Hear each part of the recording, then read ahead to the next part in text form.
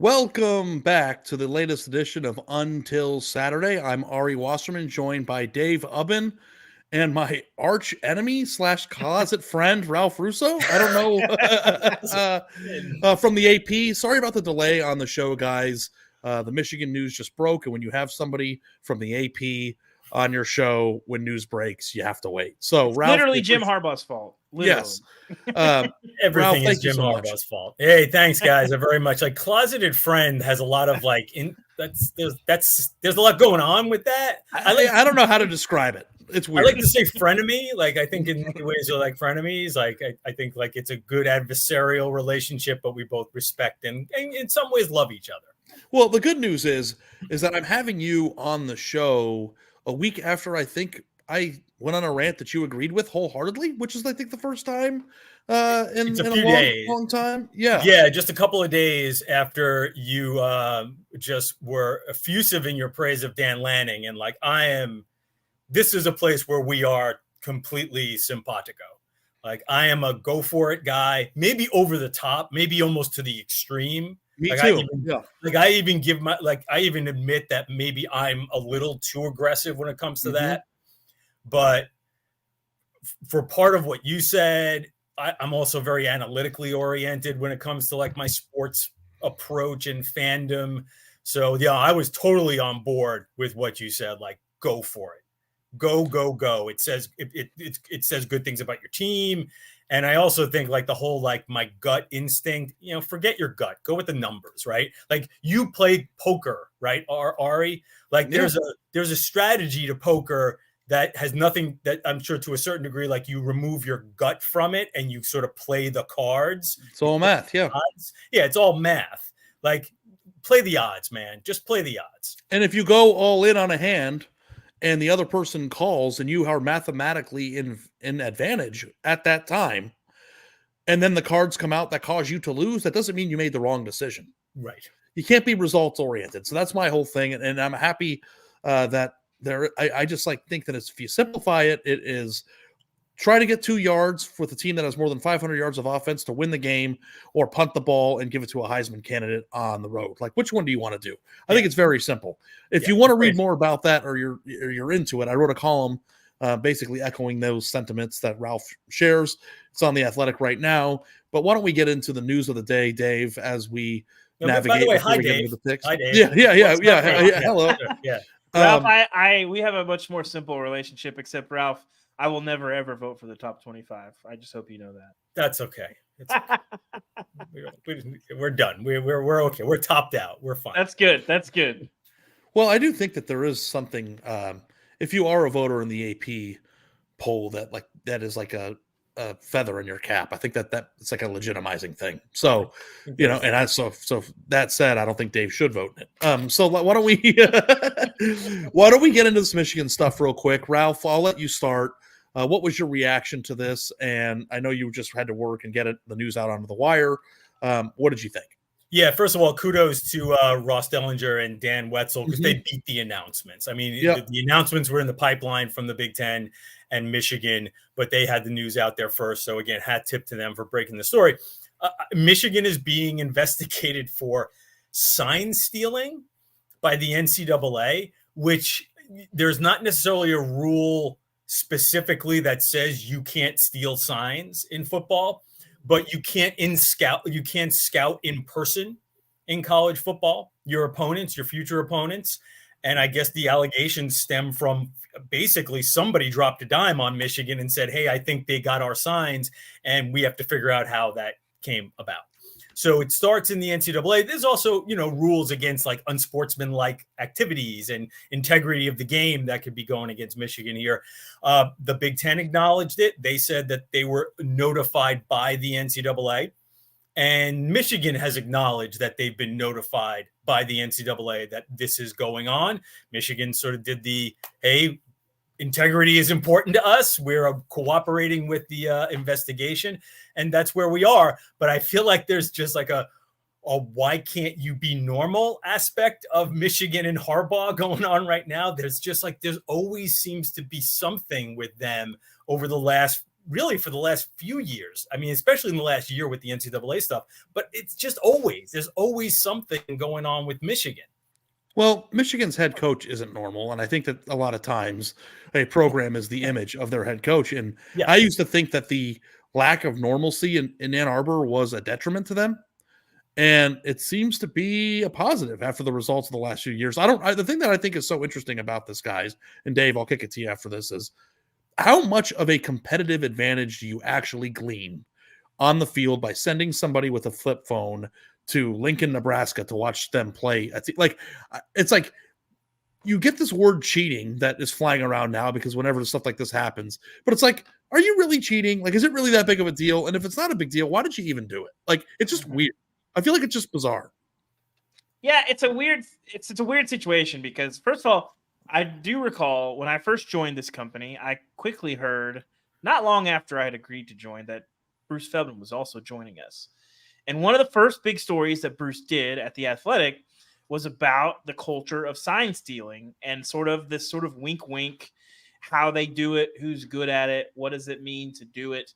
That part of it has always been amorphous, and that part of it is always kind of part of the game. And if you're at a game and you see the coaches holding up the black tarps behind the signers, that is so that their signs don't get on the all-22 game tape.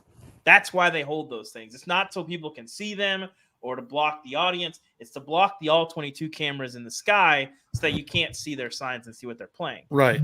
So sign stealing, I always have believed if you can figure it out live, that's part of the game. You need to have better signs. If somebody from your team leaves, whatever, change your signs. But there is a pretty explicit rule about going to scout in person. That's a bit of a are you pregnant situation. It's not a gray area. It's a pretty binary situation. Yes or no. Did you have somebody that collects paychecks from your team, from your athletic department, in the stands at a game where they're not supposed to be scouting? Not, well, they only videoed the signs for 2 minutes, whatever. I don't know. There's a lot of sort of unanswered questions there, but I do keep coming back to you, Ari. Like, at the end of the day, you broke the rules probably if you had somebody at an opposing stadium. But I also don't think, one, that this really matters all that much. Two, that it changes how I view Michigan or their accomplishments thus far. Or three, like, means a whole lot moving forward. Like, well, if they can't do this, then Michigan is due for a dip down. And I think there's all these schools. There's, I think what was in our shop, Brendan Quinn reported that, the Big Ten presented Michigan State with evidence that the coaches knew what the play was before it was coming. That might be true, but a lot of coaches know when a lot of plays are coming, and it's about getting your guys to recognize it and know that too. You could figure that out just by film study. So the fact that I don't know how you can prove that that's because they stole signs or whatever. A lot of teams have a lot of tells with a lot of different things. So if you did have a person there, you did explicitly cheat, but also I don't really care all that much. I don't think it matters that much. That seems to be the theme with Michigan. Yeah, you technically cheated, but no one cares. That's kind of where I'm at on this. Yeah. Yeah, I don't know what the context is on this. Listen, Brent Venables, right, and Clemson were the ones that got a lot of attention for possible sign stealing, right? There was a big deal about, sort of like, hey, like we think that one of the reasons why Clemson is so successful is because they're good at this. That they're good at this part of the game. So I'm with you, Dave. Like I'm not saying like, oh, you broke the rules, so we shouldn't care, but I have a hard time kind of contextualizing how important it is to do this. Whatever penalty it is. Well, the reason why it's impossible to contextualize is because you don't know exactly, you can't quantify how much of an advantage it actually gives. You can't quantify the advantage. Yeah. And I think it's different than like the Astros thing where knowing what pitch is coming before it's thrown is the whole thing. I'm a baseball guy, but that seems like a huge advantage. I've played enough super mega baseball on. Well, I don't know. I mean, if you know what play is coming, if you know that they're running the ball to the right, but there's and you're 11 on defense, people though. But there's 11 people. If a coach knows that, relaying that to all 11 people, and like how are you conveying like that? The pieces, like there's too many moving parts, and like I said, you can know what play is coming if you're a coach or a coordinator or whoever. They know what play is coming a lot. more than you would think, but it's getting all of your guys to recognize on film the same things that you see on film, making sure that they can, like, you can't recognize a play and relay a call fast enough. Like, that's not a thing that can happen. But like, there's just a lot of unanswered questions with all this. But at the end of it, I don't see like a monumental impact other than you have maybe the number one team in the country explicitly cheating. That's a problem. Yeah. It might look worse and feel worse and play out worse than it is. Yeah. But yeah. I mean, listen, you just don't want them cheat. I also, I don't know, like part of one of the first things that jumped to my mind is like, I don't know if people love Harbaugh opponents. Yeah, there's something to that. So I do wonder if, I do wonder if like, if we think he's doing something, we're going to be a little more aggressive about trying to rat him out. I hate to say rat him out because that makes it pejorative to the people who may have turned him in, which is, hey, listen, if you're cheating, you're cheating. You deserve to get caught to a certain degree. Yeah. But I also wonder how much that dynamic is of like, we just don't like those guys. Yeah. I always like wonder too of just like how likable Jim Harbaugh actually is to like everybody. Like, is there something about his personality or the way that he acts that causes people to not like him, or do people like him? Like, I don't know if I have an opinion on it. Like, is he a villain or is he a hero in the sport? I think the people that work with him closely get worn down over time by the Harbaugh, from what I understand. But some don't really have a like, relationship love with him to death. I mean, like people who are in on Jim and what about the general fan? If you're a Utah fan, do you like Jim Harbaugh or not? I'm gonna say no. But I don't. Well, I mean, right. If you're an Ohio State fan, it's obvious, right? Yeah. If you like UCLA, fan, like, do you have? I don't think he's a coach that spawns a lot of strong. I think that he's strong. He spawns interest, but I don't know that he spawns a lot of strong thoughts. Now, when the satellite camp stuff was going on, which has been lost to the annals of history, when that stuff was happening early on, and Harbaugh, is sleeping over at recruits' houses and talking about, chicken as a nervous bird and talking about how much milk he drinks and all this stuff. He seemed like that first off season, he was making headlines like every week. He was pulling a Dion, basically. I feel like a lot of people got annoyed, but then they started losing, and he sort of like calmed down a little bit. Wasn't making nearly the same headlines. That first summer, I feel like a lot of people got annoyed. Started losing. Yeah. When you start losing, you can't act that way. I've been wanting that Harbaugh to come back. I have too. We've seen it a little bit, but not as much. Yeah. The born on third base thing was a glimpse of it, but I want to know, like, the nervous bird thing is just hilarious. Like, I just want to hear other thoughts that he has. So I'm with you. Like, I love Harbaugh being part of college football, even though he causes a lot of news at sometimes inconvenient moments. But I like his persona. I'm not close with him. I don't know if many people are who are media, but I find him entertaining, and in some ways, I don't know if I would want to cover him all the time because that sounds like it would be really difficult. Well, there's no access. Yeah, there's no access. So, yeah. But he's an interesting interview. It's hard to contain. You never know. Like, sometimes he's great. Do you think he's a good interview? That's the thing that I've come to resent about him. He's an interesting interview because you never know if a question will set him off in an interesting direction. Yeah. But there are also times when you're like, I got nothing out of that 5 or 10 minutes. Oh, like, I feel like it's always nothing. But there are times when I think if you hit the right button, all of a sudden it's like, oh, that was interesting or cool. I just have a hard time if I'm not able to have a discussion with somebody about anything. It's like there are times where I would ask him regular questions and he'd just be like, I don't know what that means. And then that was yeah. Like, okay, no. what do you how else can I make it clearer for you? Like that, but also too, like, whether I like him because he helps me with my job or has access is completely irrelevant to the people who watch the sport. So, but I think the polarization thing with him was, I think because he came in with, it was simple. He just came in with so much hype. People wanted him to fail. Like, that was, I think it was as simple as that, as why he became sort of this like hated or whatever polarizing figure, because like here was the savior at Michigan, a program that a lot of people like to root against anyway. And you can't beat Ohio State, you suck. Right. It was as simple as that. Right. It was hours of Feinbaum conversation about like, hey, man, that guy is overrated. Why does he get so much money? Hail to the victors valiant, hail to the conquering heroes, hail, hail to Picks Week. Let's get to the games. Was that pretty? It wasn't Solid great, job, Ari. man. Let's stay in the Big Ten, right? Okay, how about this I feel real like quick? Why don't you guys let me, that was 15 minutes of Michigan talk. Let me just formally welcome everybody to the Pick Show in the Until Saturday feed. Please like, comment, and subscribe. Anything that you can, wherever you're listening to this, whether it be in podcast form on Apple or Spotify, or if you're live on YouTube. We go live 3 times a week, Thursday for picks, Saturday for reaction, and Sunday for the Sunday Sound Off show. Anything that you can do in any of those 3 feeds, or 2 feeds, any of those 3 things you can do. Comment, share, subscribe. All those things help the growth of the podcast, and they're certainly appreciated. And if you leave a 5-star review with a question, we will do our very best to make sure that that question sees the light of the show. Also on Sunday Sound Off show, a big element of it is your voicemails, your opinions, your thoughts. Please leave a voicemail at 316-462-9852. Again, that is 316-462-9852. We will get your opinion, your hate mail, your love, your thoughts, your conspiracy theories, anything you have to say about the sport. Your participation in that episode makes it what it is, and I and Dave really, really appreciate it. You can also text that number too, but please call. Your voices are much better. All right, guys, what do you say? Should we get into the picks? Do you want to start big? Should. Let's just start big. Okay, We gotta start big. All right. It's the inverted pyramid. The inverted pyramid. Which might be a Egyptian hieroglyphic. I'm not sure, but we'll talk about that later.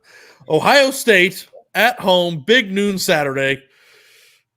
Penn State, I think the biggest test, obviously, for both teams this year. And the first piece of context we're going to get on this 3-headed Big Ten East race. Is Ohio State elite? Is Penn State better than they've ever been? Is Michigan still the star of the show, even though they're cheaters? I don't know which one it is. What do you guys think? Ralph, you're the guest. You're very good looking. We'll start with you. What's your read on this game? Thank you. So not a lot of points, right? We're not expecting a lot of points in this. That's been I think there's more questions on the offensive side for both teams, right? Penn State is for some reason like incredibly efficient. Drew Aller hasn't thrown an interception yet as a first-time starter. Say it again, baby. But they can't. But they're also not breaking off big plays, right? He's averaging like 6.9 yards an attempt, which is like, what is that all about? Nick Singleton was like a big play machine last year. I think his longest run's like 25 yards. And on Ohio State side, that offensive line is not really what we're looking for. They're not running the ball well. We don't know Travion Henderson's status. So what's going on with that running game? So I'm assuming like not a lot of offense here. I'll go right to my pick if you want.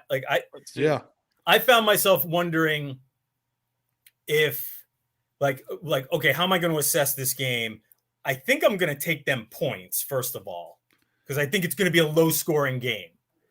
But, if I have to pick a winner, in a game where I don't know where the offense is going to come, I will take the team with the single best offensive player, right? What's the team that has the guy who I think can make something happen on his own? And actually, I think Ohio State has the 2 best offensive players in Harrison and Emeka Egbuka, who may or may not play. Let me say this real quick.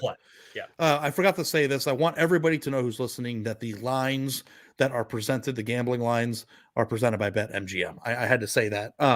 I think that is a very interesting dynamic, Ralph, and I think I'm with you. If I had to make a play on this game, I probably would bet the Penn State team total under. I think that is very attractive. But here's my problem with Penn State and how I break down this game.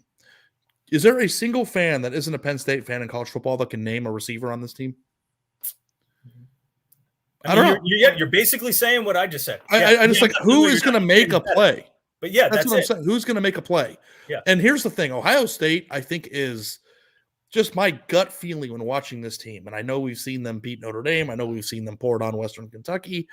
But my gut is that this team is probably the worst version of itself until proven otherwise that they've been since 2016. That doesn't mean they're not a playoff team, but I don't think this is a extraordinarily dynamic football team. Like you're talking right now about, we're not going to see a lot of points. Usually the expectation is that Ohio State could score 40 on anybody.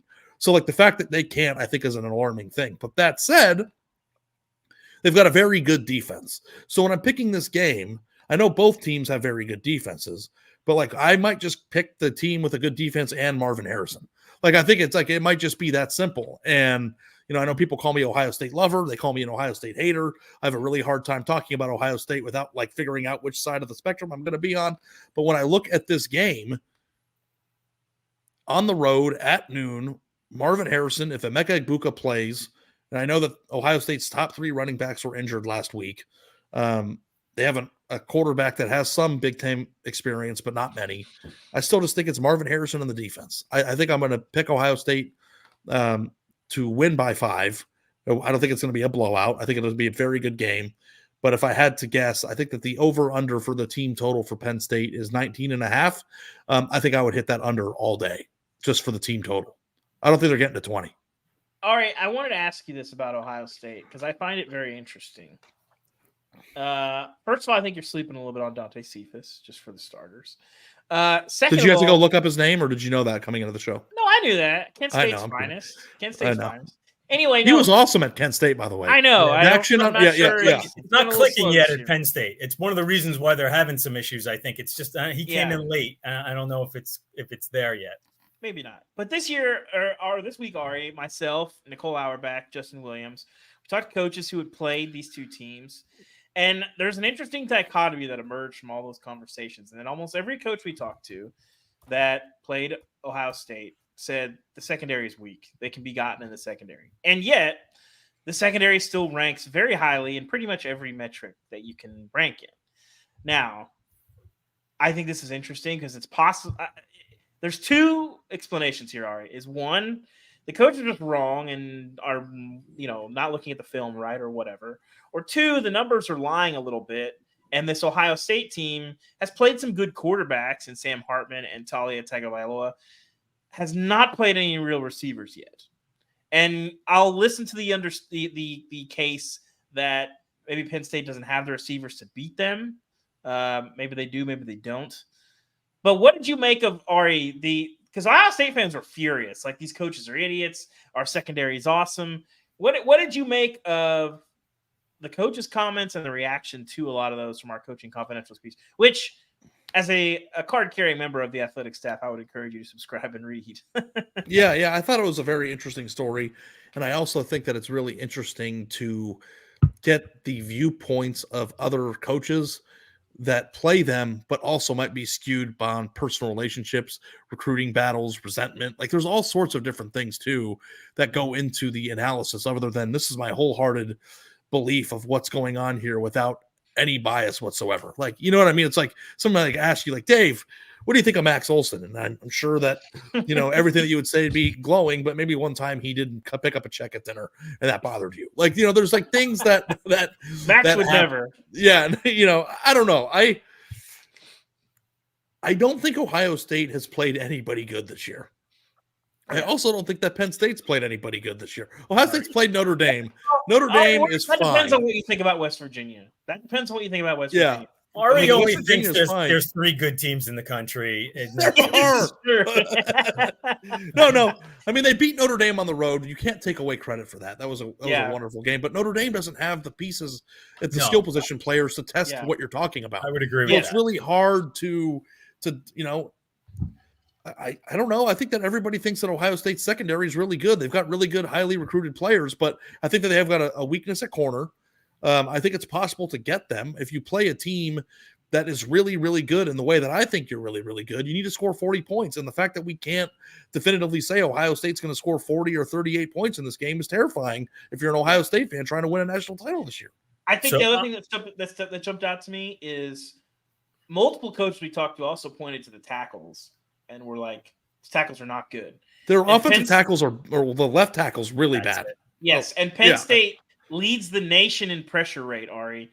And I think that if there is a roadmap to Penn State winning this game, it starts right there. In that, who cares about Marvin Harrison if you can't get get Kyle McCord more than 3 seconds? And Notre Dame also didn't have a defensive end that could blow them up, where Penn State might. Yes, they do. And to get to the pick, I don't know that Penn State gets all the way home. I like them to cover here. I think they can win. If they do win, it will be because of that defensive front, and I feel very confident saying Ralph, you had a point you've been trying to make. No, that's it. That's the path to victory. The path is Chop Robinson and Adisa Isaac, and they've got like 4 or 5 guys. They got like 3 or 4 future NFL edge rushers, and they get to McCord, and the game gets mucked up even more. And game over. But I do think, and also, like, can Drew Aller be like protect the ball guy against Ohio State? Like, it's one thing to be protect the ball guy against Iowa and Illinois. Can you just be protect the ball guy against Ohio State and win? I don't know if, because at a certain point you're going to need to take a shot somewhere.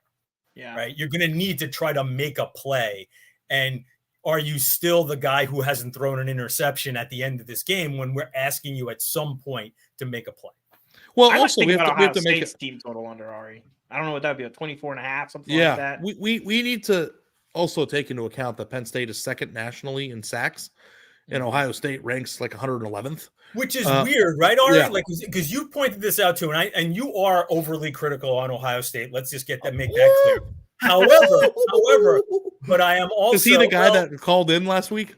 Dude, it's I've told you this 1,000 times. You've lived a long time in Columbus, so you have bucknuts brain a little bit. It's not your fault. It's just like it's contagious. Sort of it's just sort of what happens there. Listen, I got my brother lives in Columbus. I spend a lot of time there. Does he have bucknuts brain?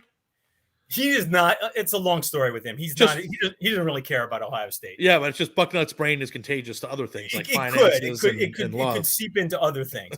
I think I think you're overly critical. But I come up with that same point that you just made. Like, this defense is really good. Why don't they sack the quarterback? Why they don't also have multiple 5-star defensive ends that just don't get home? Like JTT is going to be maybe a late first rounder, and Jack Sawyer was a 5. Like, people are telling me they're playing well. The statistics say they're playing well. Why aren't they getting sacks? Like, is it the way they're playing? Like, what is going on with that? So that's a red flag for me too. The thing that I've had the hardest time with watching Ohio State this year, and I know that their defense is much improved. When they played overmatched teams, they didn't wreak havoc. And I don't think there's a statistic for that. I don't know if there's like what there literally is, Ari. There literally is a havoc stat. Yeah. No, but I'm saying, like, and not just that, but I mean, like, even when the ball carriers get downfield, like, they don't drive. Like, when I say havoc, I mean, like, just dominate them physically in every aspect of the game to the point where they can't even hold on to the football. And they're playing Youngstown State, and Youngstown State's getting this 8-9 minute drive in the third quarter. It's like, you're playing a JV team here. Kick their ass. It's like there's something that's just not adding up to me. So, like, here's the thing. I think Ohio State's going to beat Penn State. I think Ohio State's going to cover the spread. And after the game, we'll talk about it. But I would not be shocked at all if Ohio State lost. In fact, I'm kind of nervous about my pick. So, like, that, like, to me, also, too, we have to make a point that Penn State has historically played Ohio State closer than the spread. But they don't win. But they don't. But in a 4-point spread, instead of it being 16.5, 17, like it's been the last few years, maybe there's something too. Like, Penn State has played better than Vegas anticipates that they'll play. And in a 4-point spread, maybe that means a win. I don't know. I would just say this, Ari. My closing statement. I was all ready to pick Penn State to win this game since the beginning of the season, and I haven't seen enough of Penn State's offense to be confident that they can take advantage of Ohio State. So that's where I am. I was like waiting to see a little more out of Penn State, I haven't quite seen it. I think they can win. Listen, I'm telling you to take the points. So obviously I think they can win, but there's something about Penn State that's just, when you say there's something about Ohio State, there's something about Penn State's offense that's just missing in this game. Mm-hmm. I think that the one thing that people have a hard time with is that I think the entire country would like to see Penn State win. I think that the entire notion of this season is new blood. Who's going to win? Nobody knows who's going to win the national championship. And Dave and I were having a discussion before the game started, Ralph, or before this podcast started, about how we had to give our mid-season playoff picks. I did, and how difficult that was. Really hard. That was a very difficult thing. So if Penn State were to win this game, you have a new legitimate playoff contender that people aren't even taking seriously yet because they have never, like Nicole Auerbach sent me the stats, like the stats of like James Franklin. And that's the other thing that we have to take about count this game. And I don't mind going long on it because it's the game of the week. But James Franklin has failed repeatedly in situations like this. He is 3-15 against top 10 teams at Penn State. And one of those was a Rose Bowl win over Utah. He is 1-12 versus the top 10 versions of Michigan and Ohio State, and he's 0-9 versus top 10 teams on the road while at Penn State. So it's like, do you worry about him as a game manager? Is he going to throw a fade to a 5-7 receiver with no time left to win the game? Like, what's he going to do in this game to help Penn State win? Like, that's the other aspect of this, where it's like, at a certain point, you got to do it. 2 years in a row, they blew leads again in this series, right? 17 and 18, 17 in Columbus, 18 in Happy Valley. Maybe insane games. Yeah. Fourth, you and I were at one of them together. Oh, I think we're both of those. I covered both of those games. Like the one game where Saquon opens the game with the a long kickoff return or second kickoff of the game. Both of those games, they had pretty substantial leads in blue. Now it hasn't been quite as that. It hasn't been that lately, but I don't know, man. You're right. I mean, this is the stuff that makes Penn State fans crazy. Like we have this very good program. One of those games was the game that elicited the "we're a great program" or "we're a great team, but we're not an elite program" from Franklin. I'm paraphrasing there. That's hung over him, and like for the last 6 or 7 years since he said it, like because then Penn State fans turn that around and are like, okay, why aren't we elite? Are we elite yet? Are we elite yet? Why aren't we elite yet, James? Like, we're great, but why aren't we elite yet? You just got to say it a bunch of times, like PJ Fleck. So your official pick is Penn State +4. Dave, you have? I'm going to go Penn State +4. I'm going to take the points. Okay, I'm laying the points here. It's moving. It's 4.5 now, according to BetMGM. Over under 45.5. Are you guys both on the under? I picked the score, and I think it was 23-20. So, yeah, I guess I'm on the under. Yeah, probably. That number is probably about right. But I think if you don't want to take a spread, I think taking whichever team you think you would take the team number on, or you would take the points on, I think taking the other team's point total under is a pretty good bet. That's kind of what I do. Yeah, I think that's a fair thought process here. Okay, let's move on to some other games. Maybe we'll go Saturday in October, Ari. It feels really good. I mean, I don't know. I feel like there's only been one weekend this year where the games were in my opinion. But like I think the game missed the reference to the rivalry. What did you say? Saturday. When you said third Saturday in October. Ari's not from the South. He was referring to the Alabama. The Alabama-Tennessee rivalry is called the third Saturday. I'm not from the South rivalry. Oh, I thought they were just talking about the Saturday. Okay, yeah, you want to start? Alabama -9.5. I don't know anything about college football. Thank you. This is my favorite thing. It's not a great name for the rivalry, if I can be fair. No, it's not. Alabama -9.5 against Tennessee is Alabama on a collision course. Like Ralph, like your whole thought process before the year is pick Alabama by default. I don't know who's going to be good on their team, but they're Alabama. They're the most talented team in college football. And it's the first time I actually disagreed with you. And it's like, are you going to be right? Like, I don't know if they're going to win the national title, but they're going to be in Atlanta, right? Like, are we going to find out? I think they're going to be in Atlanta. Yeah, listen, I just, in times of uncertainty, pick Nick Saban. Like, look at what's going on in the SEC West. Like, if you looked at that pool of teams and decided, like, which one of these teams is going to emerge, Alabama is, and I've used this line before, but I'm going to use it again here. Alabama is trying to fly the plane while building it with around Jalen Milroe. Like, okay, like we're going to throw deep. We're going to run the ball a little bit, but we actually can't run the ball that well, which is the amazing thing. Like we thought, oh, it's going to be murder ball Alabama. They're going to run Jalen and they're going to run behind the side. They can't really run the ball either. They run it okay from week to week. Tennessee's defense is pretty good. The other thing that's interesting, Dave, and you're there in the backyard, is like Tennessee is a completely different Tennessee from last year. Like if you haven't been paying close attention, which clearly Ari hasn't, they're the opposite. Okay. Yeah, like that. I watched one Tennessee game this year, and it was a bloodbath.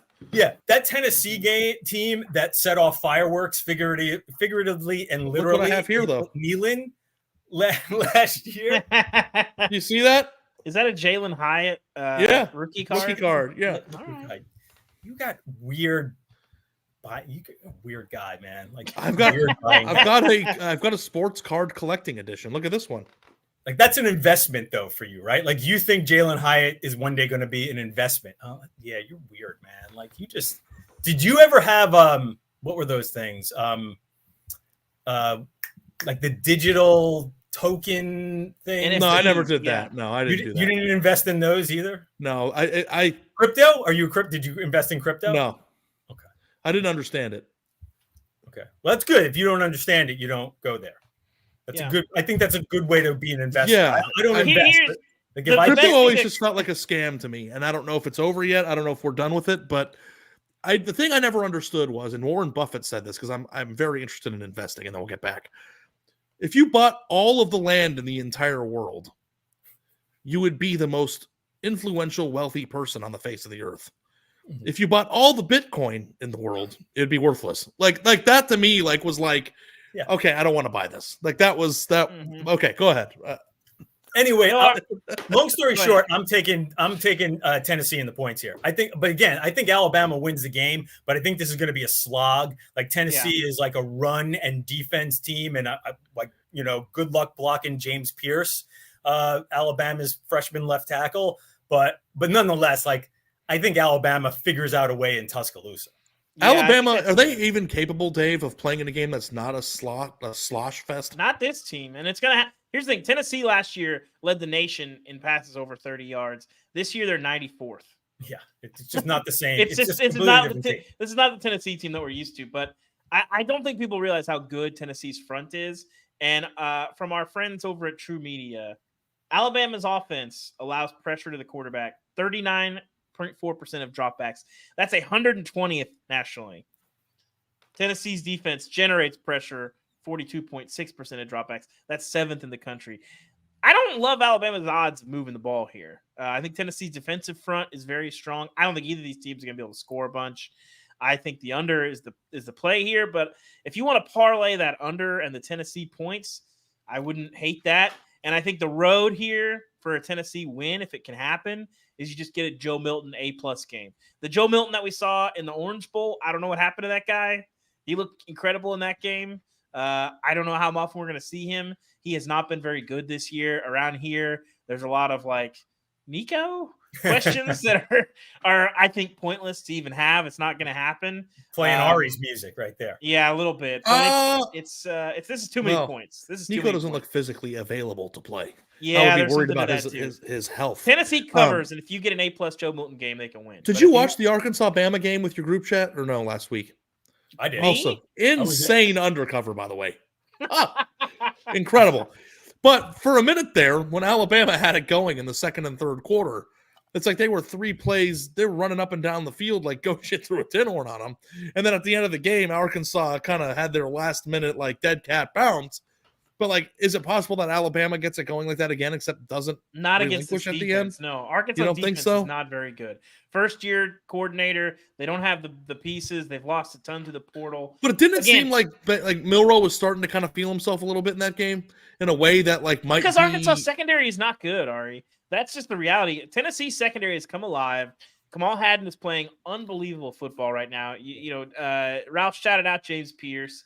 Tyler Barron is still a really good piece there. Omari Thomas, they're really experienced, really big. They got a bunch of pros up front.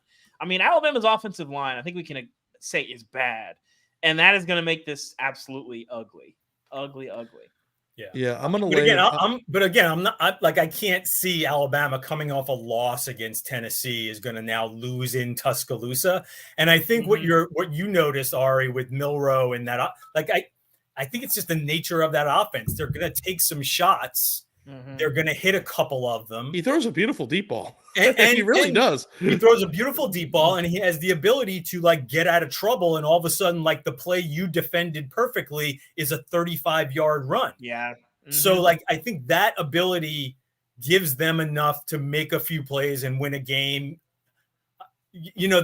Tennessee is a lot better than Arkansas, but I could see this playing out a little similarly to that. And again, to me, 9.5, that was I'll take big that all number. day.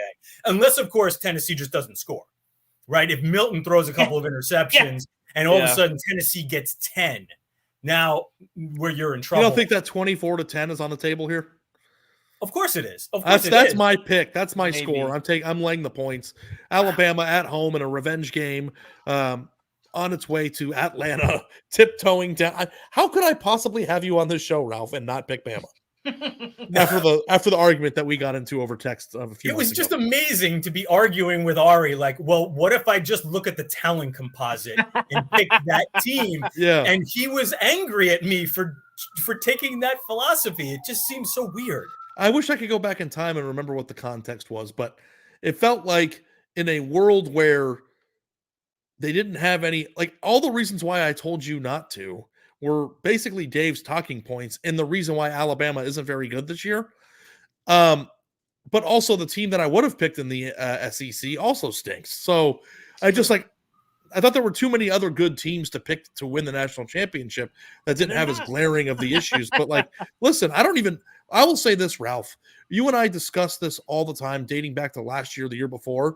I can sit here with a straight face and tell you guys both right now, I have not even the faintest clue of who's going to win the national championship this year. So which is a very invigorating thought process. Yeah, I had to do the same thing, the midseason pick, and I just defaulted to chalk. And I didn't even pick Georgia before the season. But like at this point, I was like, I think I'm just going to take Georgia and Michigan to play in a national championship game because why not? Yeah, like I'll just default to the teams that I think are the safest. That was my which is every single bowl projection that you'll find. But like that's like the hardest thing about it is like we're going to watch the Ohio State Penn State game on Saturday, and it's the first piece of context clues that we'll get for who's the best team in the Big Ten. And like it's like Michigan might not be the best team. I mean, I don't know. Maybe they're not. Maybe they are. I have no idea. For what it's worth, Ari, in our Coaching Confidential, pretty much every coach was like, Michigan's a lot better than both of these teams. Okay, well, we'll see. That's what I keep thinking too, by the way. I keep thinking that's what I see. We'll see. It's what the eyes say for sure. Before Bowers got hurt, I also found myself thinking like, maybe Georgia is better than all these other teams. Maybe at the end, Georgia ends up being, in other words, the separation we're not seeing now, maybe it comes in November, the end of November, we're like, oh yeah, these two are the best two teams. Okay, what's the cool nickname for the USC-Utah game? They don't have one. I believe can we just pick the USC-Utah game? It's the Salt Lake USC versus getting its ass kicked game? Is that like physically getting dominated by a tougher team game? Is that USC laying 7 at home, over under 54?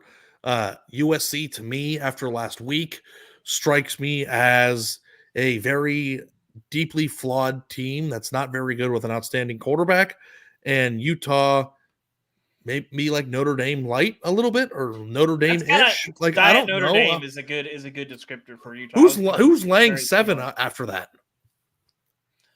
Well, that's one of those fishy line situations, Ari, where it's like Vegas might know Utah can't score, and I think they're going to be this like Utah. They can this week. Well, I promise you that. Utah is the logical endpoint of how bad does an offense have to be able to score on this USC defense.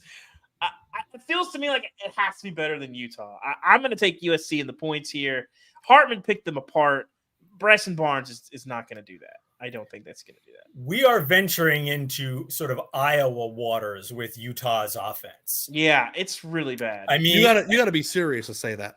No. You got to watch more Utah. Ari. I have. Yeah, they had a nice game last week against Cal, and it lifted up their rushing stats. There are no nice games for Iowa. Is the point, dude? Like they're playing a safety at running back. Their best tight end is now out. Like this is not like me like bashing them like I would bash Iowa, though Iowa's had a lot of injuries. Iowa has dead last in total offense this year, and Utah, to your point, just looking it up, ranks number 117. So they're about 16, 18. They're in the category. Yeah. You're in the ballpark there. Yeah. Now, listen, you also have no quarterback. You've had running back injuries. You've had tight end. Like you've just had injuries everywhere. Like they're piecing it together with like bubble gum and toothpicks here. Like, so that at least makes me think like there's a path here for USC to be okay.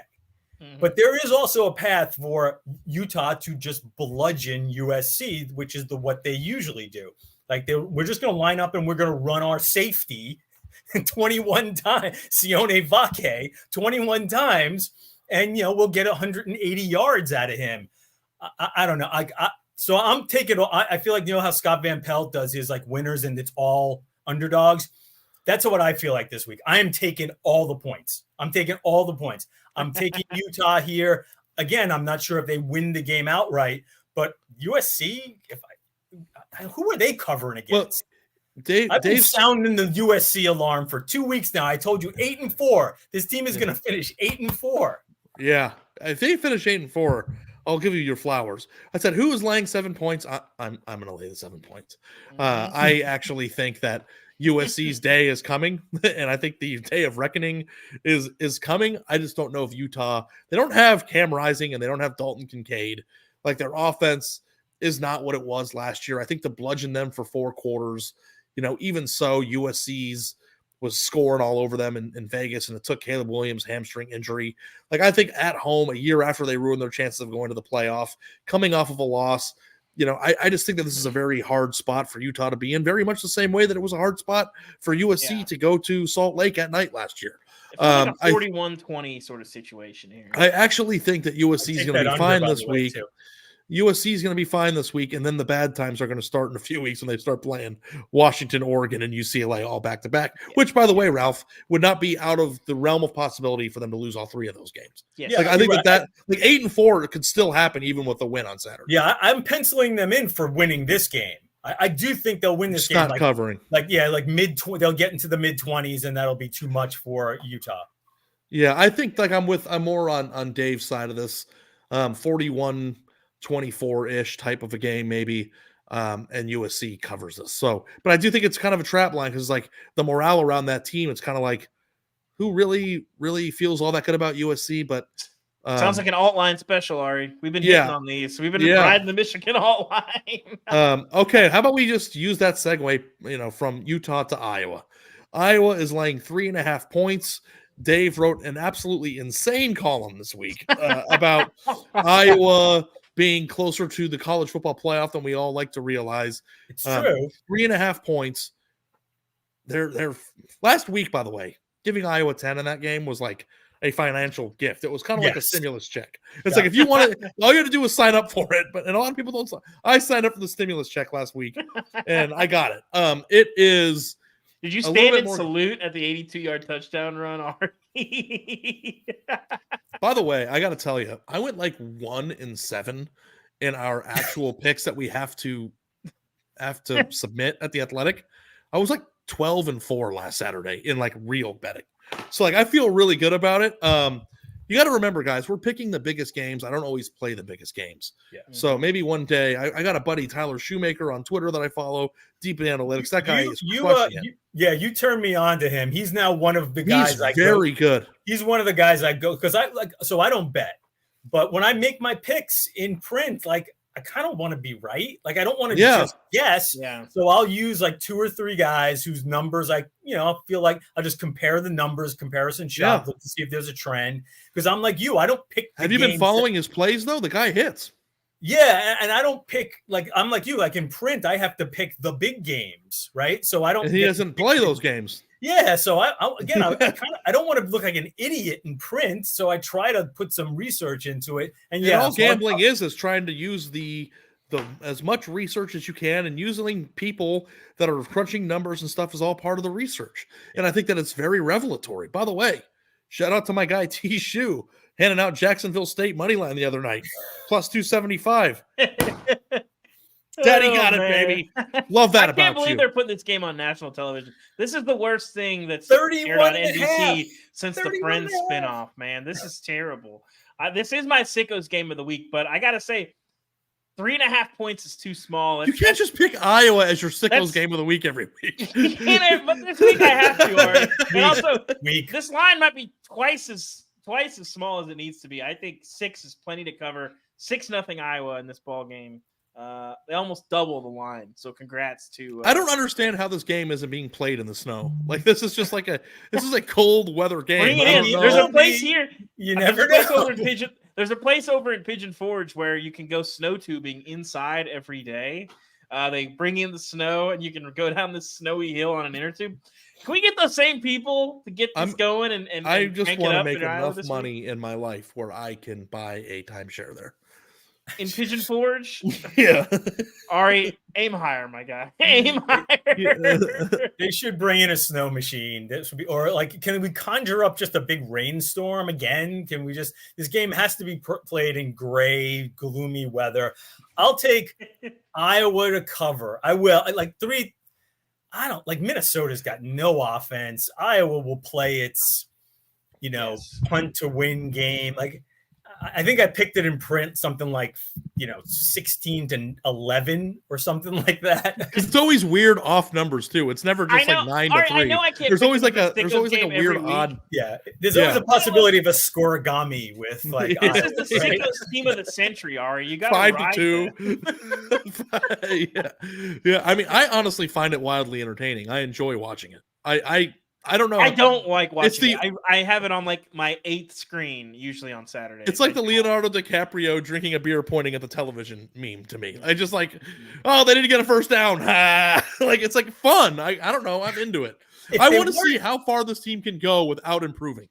If they weren't actively undermining themselves offensively, it would be a little more interesting. If you just say, hey, like they're just bad offensively this year and they got a bunch of injuries, but they're working around it and still being successful. They're all in on this. They've chosen this path. This is the path they have chosen to play offensively. So they forced to work themselves around and it. on top of it, Ralph, they did have an injury at quarterback too.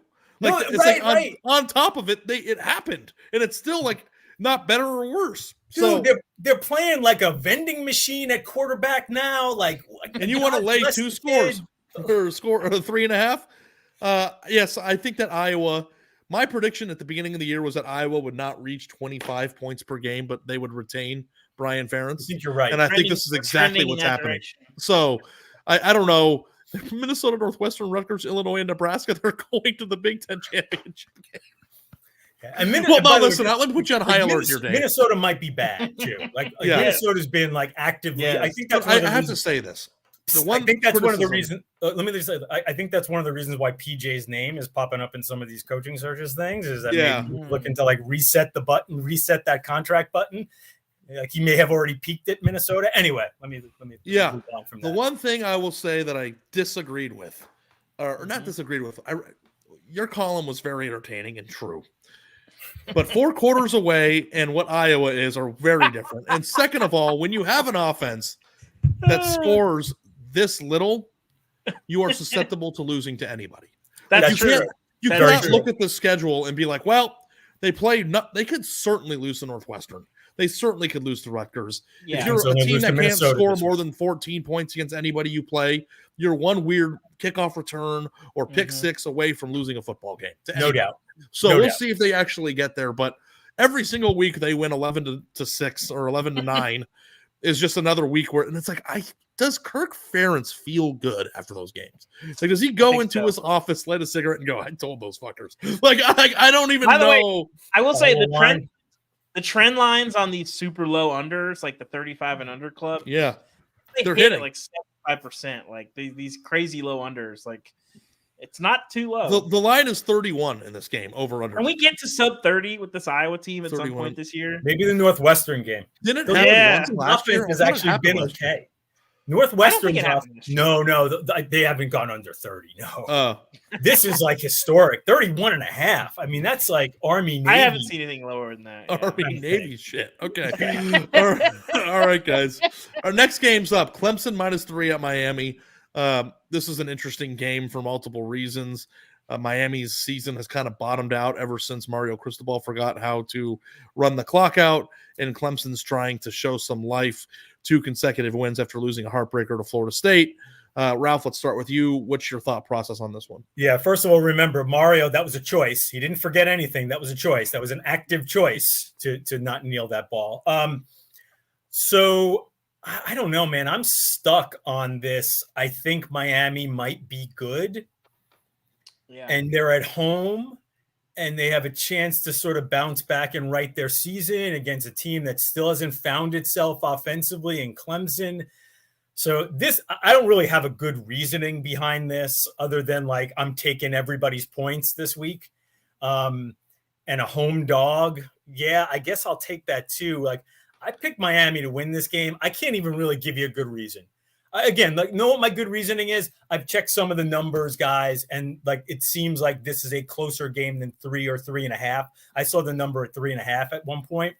So I'm going to take Miami, and you guys feel free to talk. Here's my case against that.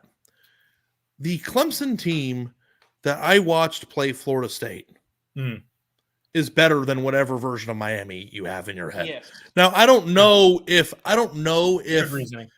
Clemson is ever going to get that again, but I feel like going on the road against a team that people think is good is a pretty good opportunity for them to assert themselves as not a team that's bottoming out. Like I think if Clemson lost this one again, like I actually thought it was really alarming that Dabo went on that rant about, well, we need to lose some more to lighten up the bandwagon. It's like, that's loser talk. Like that's like, this is a man who knows it's kind of bottoming out. I think. I don't know if Clemson is there yet. I like Clemson -3, but also don't feel good about it at all. Would never play this in real life. Yeah, I think Clemson's not particularly great, but this is a game like Miami's burned me. I was with you, Ralph, on Miami for a lot of this season. The second half last week broke me. It broke me. I'm out. I'm sold all my Miami stock. Can't keep riding with these guys. Also in the chat, Daniel Garrett. We can't break you because North Carolina's good, man. Yeah, but I thought they were going to win that game or at least put up a fight. Miami folded in the second half of that game. That was ridiculous. Tez Walker made them look ridiculous. So Daniel Garrett hit up the stat I was going to throw out there. I don't know how at this point Mario Cristobal has not won an ACC game at home. That's hard to do. I know Miami doesn't have the best home atmosphere in the country. It's a little stale. It's far from campus. All those things we've talked about. Give me Clemson here. I'm done with Miami. I'm done. There needs I don't know if we could ever do this like as a media Ralph will get you involved, we'll get Andy involved. But like what if you just ranked the top 10 coaches that you have no confidence in on Saturdays, but have all the confidence in the world every other day of the week? And like I think that like James Franklin and Mario Cristobal would be the top 2 on that list, maybe. Can I take us off on a little bit of a tangent here, Ari? Sure, we're 57 minutes in and haven't picked half the games yet, but go ahead. Because you and I talked about Mario last year, and I think like I was a little harder on him than I didn't want to just give him a mulligan, but I did. I understood like, hey man, like these aren't my guys. This is not what I'm building here. I'm building something that needs a couple of recruiting cycles. But like, I still found myself thinking like, hey man, your job is to take the team that you have and win a couple of games and not just be like Colorado and not just, well, no. Okay. You don't understand what I'm saying. In other words, the team that you arrived to the game with. Mm-hmm, yeah. And Mario seemed to be like, these guys aren't tough enough. Get these guys out of here. This season doesn't mean anything. Oh, by the way, I'm going to lose to Virginia or whatever the hell I think they beat Virginia. And I didn't really want to hold that against them because, again, that's like long-term build. This is not, we're not here to just make the Independence Bowl. We're here to build a championship team. But now I find myself thinking, you know what? Maybe I should have held that against him last year. Because maybe what we're seeing this year is more of like, dude, like, when do we see it? Like, when do you take the team that you have and get the most out of it? How long before you built enough that we can actually? Well, and I think that the Oregon fans, when he left, would tell you, like, it's the same thing. It's like, I don't know. Sometimes I have a hard time deciphering between bitterness and reality. Like when Oklahoma fans said, "Wow, we're better off with Riley. He stinks." It's like they might actually turn out to be right. No way I would be buying it the day it happened. That said, you heard how loud Oregon fans screamed, "Thank God we don't have to deal with him on game day anymore." And it's like, even though he only lost one game not running out the clock this year, the fact that he never took a knee at all makes me hate everything he did in all those games.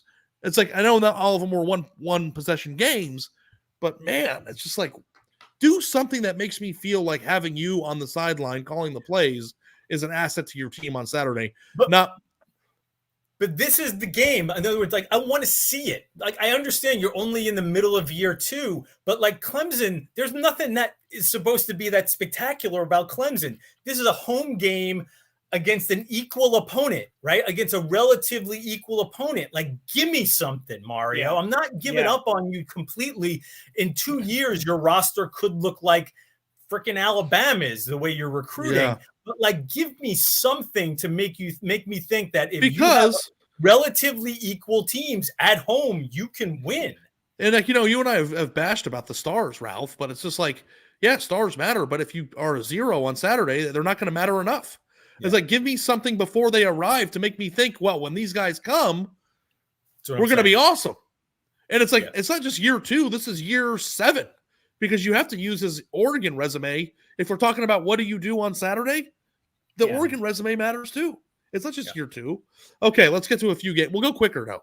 Yes. Florida State minus 13.5 against Duke. Florida State, when we had to do our middle of the season college football playoff picks, was a team that I reluctantly left off. You and I feel bad about it. I put them in. I didn't. I left them out and felt like weird about it too. It's weird because I don't know who's going to make it. But, going into it, I also, too, it's just like, if you think I'm wrong about that, I agree. I probably am. Like, I have no idea. It's like, it's impossible to take 9 or how many? There's 12 teams that have a legitimate playoff resume or argument right now. How do you whittle that down to 4 and not piss somebody off? It's impossible. Yeah. But also, too, like, this is a spot where Florida State can get another win. I don't know if Duke is number 16 without their quarterback, but this line moved a point, Ari. So it feels like maybe Vegas believes that Riley is not playing, because I think it's as simple as, if he's playing, they're going to cover this. If he's not playing, they're not going to cover it. I feel like it's just that simple. Yeah, I'll take Duke in the points here. Again, this is me with all these games. I'm just taking all these points. I don't think Duke wins even with Riley Leonard. Without him, I mean, they threw 12 passes last week. That's not going to work. That's not going to work against Florida State. But I do think Duke is good enough to hang around in this game to get a cover here. I do sort of suspect that, like, they can muck this thing up with or without Leonard, that I'll grab, like, if I can get 14.5 points here. Seriously, do you really think that that's going to put your kid through college? Like, someday, like, you think that anything that I do is going to put my kid through college? I mean, betting the Jets 7-1 on Sunday wasn't a college decision, but it worked out pretty good, Anyway, you're a Jets guy, right? You're a Jets guy, right? Happy. Yeah, I was happy. Yeah. I turned it on like 3 plays before the interception that set up the winning touchdown. I'll take. So, do you want to go fast? I'll take Duke in the points, but I think Florida State will win. Mm-hmm. All right, Dave's College. Is there a cool nickname for this game? Mizzou -7 against South Carolina. I believe it's the Battle for Columbia, if I recall. Winner gets to be the Columbia of the SEC. Who was the original Columbia? Well, just based on the colonization of the United States.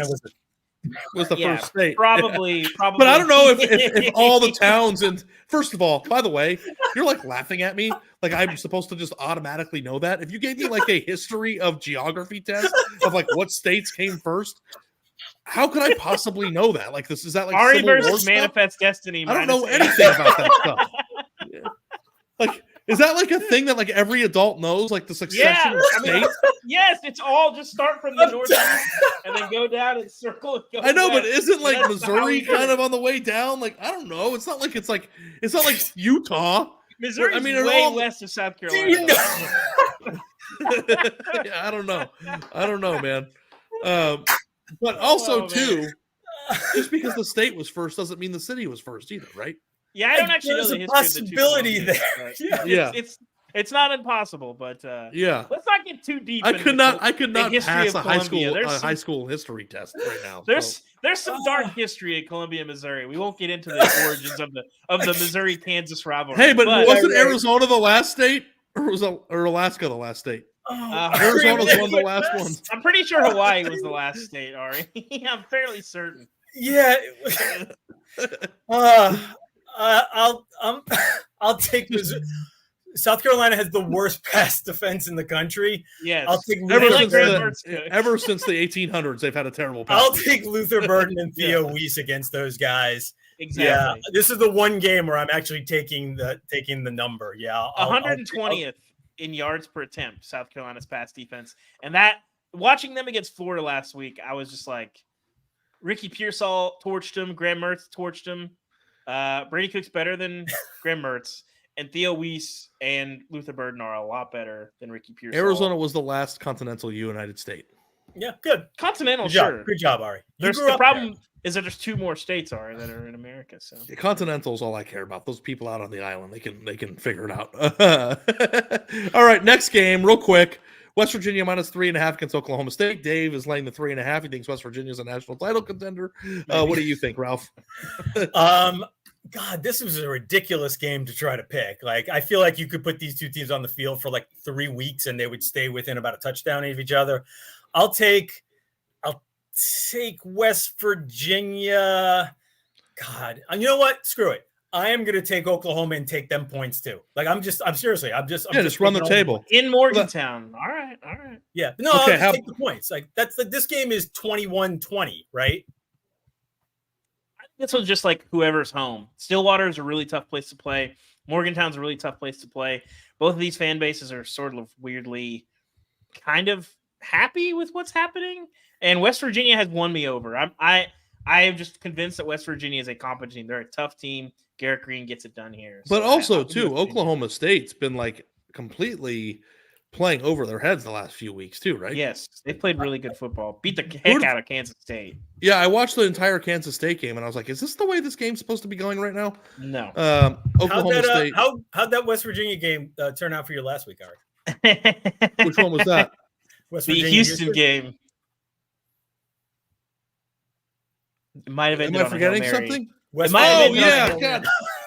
I'm trying to move on past that, man. Come on. Oh, yeah. I'm sorry. We were pull behind the curtain. We were in a group text on that, and Ari decided to take a victory lap before the Hail Mary. I sent the gambling chat my ticket before the game ended, which is like a gambling no-no. And then I just was like, and then Max, like, then somebody said something else. I'm like, haven't I had a bad enough night? I'm going to bed. And then I went to sleep. Yeah. But just so you know, Ralph, I just sent a laughing emoji at the whole thing. That was Thursday night. Do you have any idea how many sweats happened between Thursday and now for me to forget about that? How do you live the life you live? You just see one game. Stressful. Like, this is your life is stressful to me. It makes me feel alive. Yeah, just awful. Yeah, I'm with Ralph on this one, Ari. I have a lot of questions. All right, Michigan and their Nikon camera laying 24 points on the road at Michigan State. Ralph is taking the points because he's taking points in every game. Not in this one. Like, I cannot figure out. How could you not pick them? They cheated. I mean, which is even more reason. All the cheating's done, probably. The cheating is already Michigan -24. They already know the signals. Yeah, this one I don't think Michigan State has any. I don't know. Like, what can I expect out of Michigan State? I know Make Michigan this line State, like 50. This is usually the game that brings the best out of Michigan State, but I just don't know what the best out of Michigan State is. There's nothing left there, man. Yeah, they're left done. They're cooked for the year. Yes. Alt line city. Ride that Michigan alt line. We've been preaching this for weeks. It's been paying off every single week. Okay, real quick, let's go around the world. My poor parents are in the other room. They just came back from an overseas flight. They're going to hear me cackling in here. What's your guys' lock of the week? I will start. Yeah, please do. I'll look up on my phone. Who leads the nation in rushing touchdowns, Ari, that is not also running the triple option? Do you know who that is? I don't know. Am I supposed to? It is Brennan Marion's go-go offense at UNLV, hosting Colorado State this weekend. Give me the UNLV team total over 35.5. These guys are killing it. And then they have Barry Odom, who loves to rush 3 and drop 8. And that will shut down a lot of the intermediate routes that Colorado State loves to run, maximize some possessions. UNLV, low-key killing it. Our colleague Bruce Feldman has written about them a little bit. Brennan Marion, man, I love his offense. A really bright offensive mind. Shout out to the running Rebs, who are indeed running and are indeed quite rebellious this year. Shout out to UNLV. That's my lock of the week. Team total over 35.5 against Colorado State. So I'll go. So Baylor had that one win against UCF, and I think that's obscuring. We're going to call that win. That's obscuring quite just how bad Baylor might be. Yes. They are at Cincinnati this week. I saw the line at 3.5. It started at 1.5, and I think it's gone up to 3.5 now. Good sign. Yeah, Baylor can't block though. And the best part, I don't think Cincinnati is that great, but the best part of Cincinnati is its interior defensive line with Dante Corleone and a couple of other dudes they got there. So yeah, I'll take Cincinnati at home, and just on the assumption that like Baylor, I don't think they've got it figured out. And if you take that UCF game off them, like this is probably like a 7-point game. Mm-hmm. And they were down by 28. It's a good segue for my lock of the week. I'm going to lay 18 in the Oklahoma game, playing UCF this week. I think the bottom's falling out of UCF. Oklahoma's riding really high. I think they're just going to put the screws to them. So that's my back though. Are we done with the Timmy McMillan? I am not 100% certain about that, and I don't know that it matters. Be careful about Oklahoma post Red River, Ari. I'm just saying. Hey, had a week off. They've had plenty of time to get healthy, recentered. They're at home. They're playing against a team that's lost 3 straight, including giving up a 50-burger to Kansas. I think that they're cooked for the year. Also, too, Bowling Green -7.5 is a really, really attractive play that I've stolen from somebody else. I played this one big. Bowling Green is a covering machine this year. Go check it out. Okay. Do you have a Sickos game of the week, Ralph?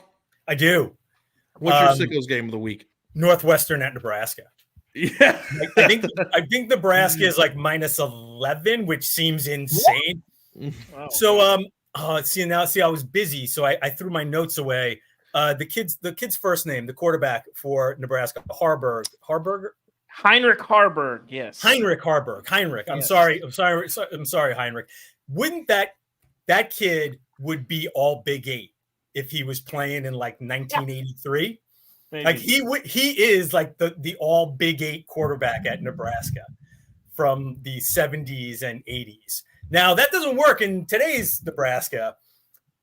And I don't know really, I'll take Nebraska to win the game. I just, though again, like -11, I don't know. That's probably a bit much there, but I'm going to go that's just my Sickos game. Like I'm all in on seeing what happened. The other thing too, is like Nebraska wins that game. Now they're at 4 wins, and all of a sudden, like this is a big game for Nebraska. If you can sort of see a path towards having a season that is something to build on for Matt Rule, as opposed to like, hey man, we're just digging out of a hole still. Yeah. I don't know how it gets any worse than those two guys. I'm trying to top your Sickos of the week. One that came up was Wake and Pitt. I feel like I just couldn't stand to watch that game. Like is there another reason to? It's like, is it on a CW? I don't know what channel it's on. No, it's on ACC Network. But it's I just like there is nothing compelling about that to me at all. It was just an ACC championship. I know. It's just like, God, what happened? All right, I think we've gone long enough. All right, we do got to give a shout out. minutes. We're our Mac friend in the chat. We got to throw some love on Toledo and Miami. I had this on the list, and I said Ari's going to try to skip it, and he did. Finn, we went an hour and 15 minutes. I know, but Ari, I know you hate all the non-P5 teams. It's not true. I love P5. If they don't have a national championship in the last 10 years, just get these people out. They should be set on fire and sent into like the worst. Just get them out of my playoff race. Just get them out. I don't want to. Toledo has been. They're allowed on the Titanic. They're just not getting on the boats. Okay. Toledo has not been as great as we thought they were going to be, but DeQuan Finn, Jason Candle, they get it done here. And Miami has been cooking a little bit, cooking in some kitchens that they might not have earned entrance to. So Toledo rights the ship. Big win here on the road. Yeah. Really good offense. Can Jason Candle ever get out of Toledo? Is he just stuck there forever?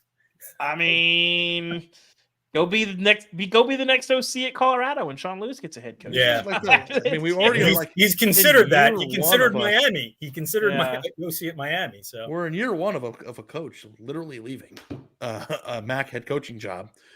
to go try to become a head coach somewhere else because that wasn't a good path. And I wonder if that's just kind of the way it's going to be now. Because I mean, hell, Penn State was a really fun team to watch while Sean Lewis was there, and that wasn't good enough for him to get a job somewhere. So, okay. Yeah. Any other points before I sign us off? I just want to be sensitive to your time, Ralph. I care a lot about you and what you have going on. Listen, I'm as much a part of the reason why it runs long because I got a big mouth and like to talk. But I love being with you guys. Thank you so much for inviting me on. This was a ton of fun. And maybe next time we won't have breaking news right before we're supposed to. And I think that we went through an hour and 15 minutes of talking to each other without a single legitimate argument, which is like got to be a world record. Like we didn't disagree. We might have disagreed on sides, but no like real like arguing with each other. Although Ralph, Ari hates all turnover props. Also, where do you stand on turnover props? No, I don't hate them. I don't hate them, Ari. It wouldn't be the thing that I would cling my brand to. I just think that there are more bad ones than good ones, but maybe the bad ones are also good. Is there something good about a bad turnover prop? Like I think a lot of them. I love them all. They're like I love them all like my children. I just think that like there should be no penalties for over celebration. Oh, and God. Then if you get props on that, like could you imagine like having like a touchdown chainsaw where you could like bring it onto the field when they go with the goal? Like that's what we should be. Who like. is it? Is it which ACC team is it that does the sledgehammer with the rock? This is your field, bud, not mine. No, there's an ACC team that does this. They get a team's logo carved in a rock or like a piece of cement in the locker room. That's Florida State. That's Florida State. Florida State. Bury it, and then they bury it. I believe that's a graveyard for it. I would like to see a team after scoring like a touchdown if they could just bring the sledgehammer and the rock on the sidelines and smash it in each game and just have the rocks. Yeah, have your starting quarterback tear his rotator cuff in the middle of the game. That'd be great. I'm into it. Let's go. Let's go.